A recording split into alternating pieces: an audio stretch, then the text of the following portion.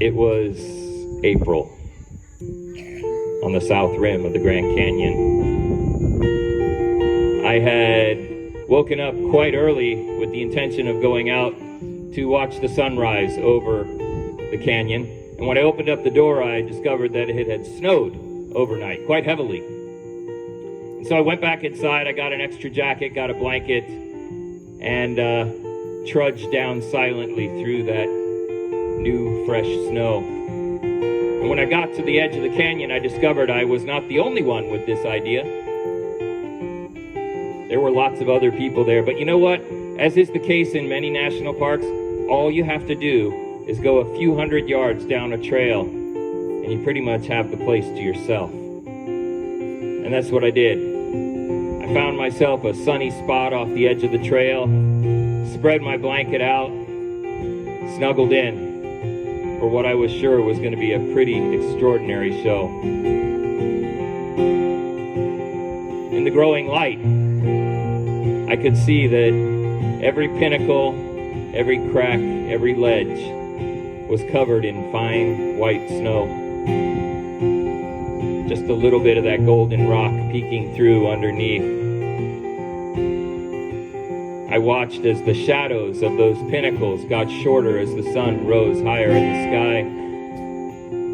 sky. I watched as the shadow of clouds came speeding down one side of the canyon and moved slowly across the bottom before scampering quickly up the opposite side. I watched ravens soaring 100 yards below me. It was an extraordinary scene. I sat there for hours, watching and thinking. And I began to see the canyon as a metaphor for my own life. Because, you see, I too had been living in the shadows.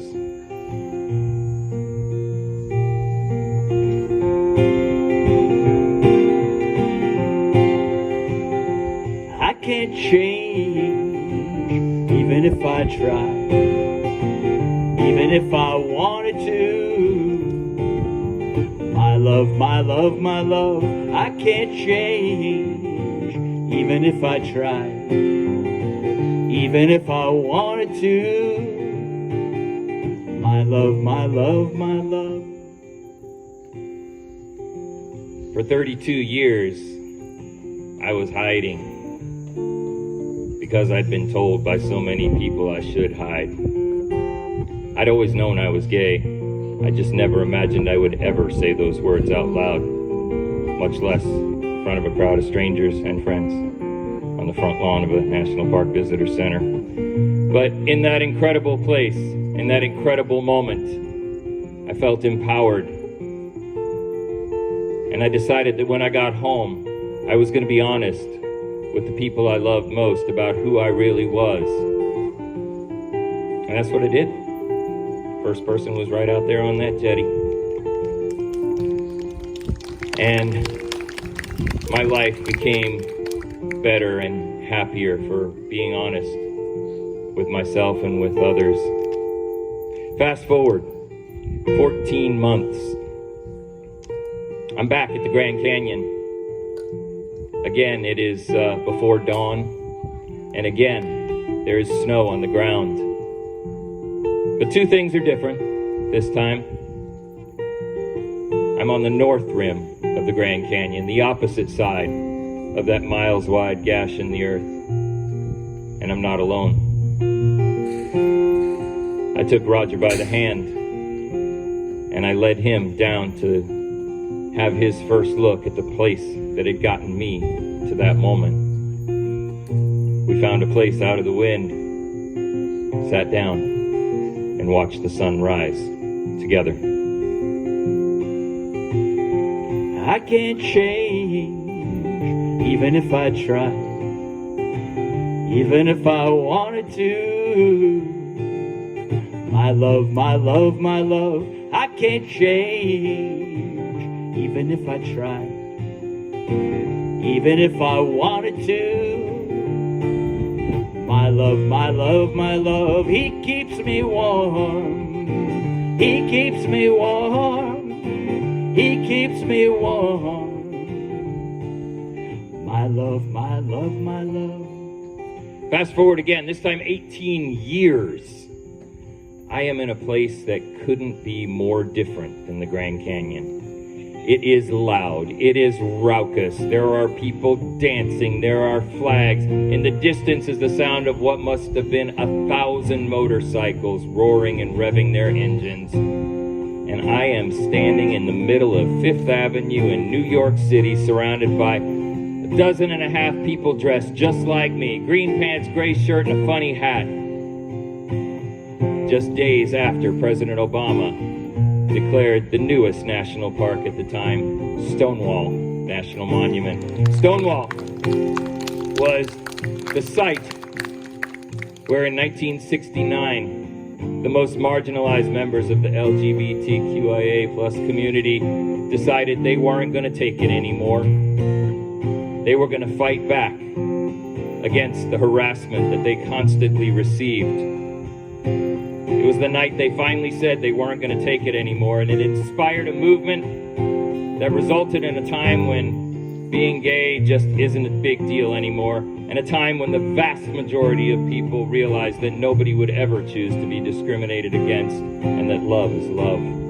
And there we were, about 20 Rangers ready to march through the streets of New York City at the front of the Gay and Lesbian Pride Parade, a parade that would last that year for 9 hours. We marched down the center of Fifth Avenue.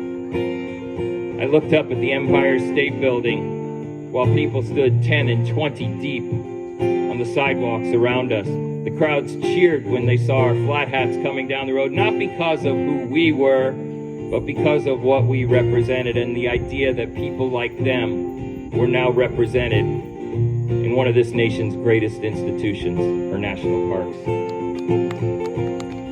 As we walked, the crowds seemed to get even thicker and louder. We got into the oldest part of the city, Greenwich Village, and we started making twists and turns, and the noise was deafening, and we made one last turn. And we saw it in front of us, the little brick and stucco building fluttering with rainbow-colored flags. And I imagined the people who were there on a much less happy day in 1969. I imagined the thrown rocks and the bottles. I imagined the line of drag queens taking in arms and kicklining all the way down the street in defiance of the police. We got in front of that building and we stopped for a moment just to kind of take it all in. And I remember looking up in a very different sort of canyon, one made out of glass and concrete and brick and steel, sunlight streaming down. And I raised my right hand to wave at the crowd, and I felt a squeeze in my left hand. And I looked over at Roger and knew my life had come full circle. People get ready, there's a train a-comin'. You don't need no baggage, you just get on board. All you need is faith to feel the diesel humming. You don't need no ticket, you just thank the Lord. You just thank the Lord. You just thank the Lord. You just thank the Lord.